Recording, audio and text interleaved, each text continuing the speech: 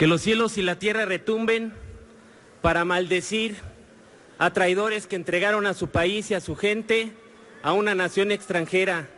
Que sus almas no encuentren reposo hasta el fin de los tiempos, porque lo más sagrado que tiene un hombre es su honor a la patria.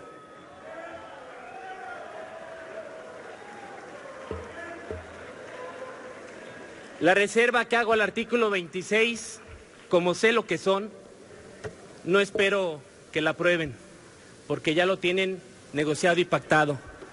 Porque si algo ha caracterizado a esta legislatura son los acuerdos en lo obscurito, acordando con el titiritero mayor. El régimen laboral que debe regir en las relaciones entre el gobierno y los trabajadores de las empresas y organismos autónomos descentralizados y desconcentrados depende de la Constitución Política de los Estados Unidos Mexicanos, en su artículo 123, apartado A o B, de las leyes reglamentarias del mismo. Esos regímenes laborales fueron materia de enorme confusión y desacuerdo entre jueces y autoridades laborales que generaron serias contradicciones conceptuales para determinar si el régimen aplicable para dichas relaciones laborales es el contenido en el apartado A o B del 123 constitucional.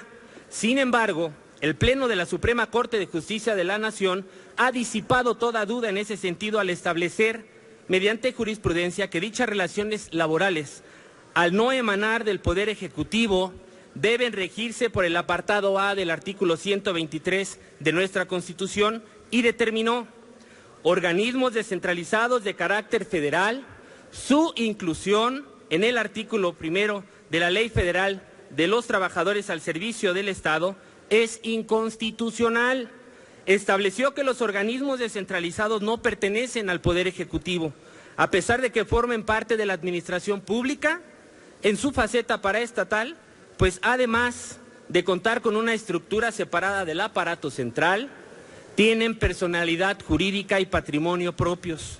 Partiendo de dicha premisa, determinó que si bien las relaciones laborales de los poderes de la Unión y sus trabajadores se encuentran reguladas por el apartado B del 123 de nuestra Constitución, esta circunstancia no resulta admisible tratándose de aquellas que se presenten entre los organismos descentralizados de carácter federal con sus trabajadores, por no formar parte de alguno de los poderes ejecutivo, legislativo o judicial.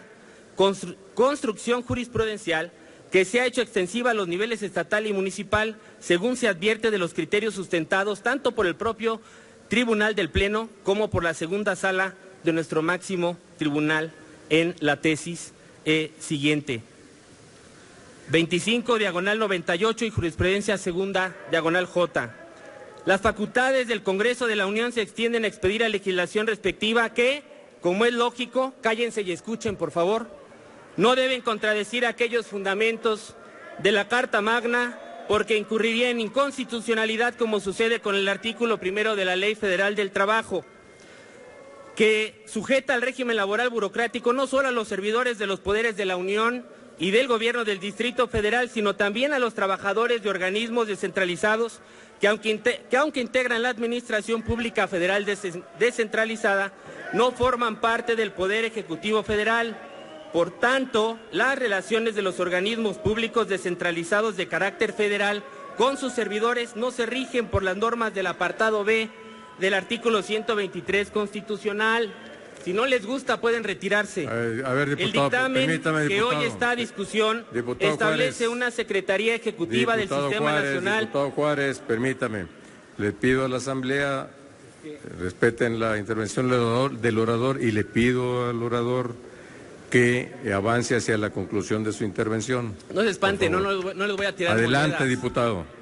No se espanten.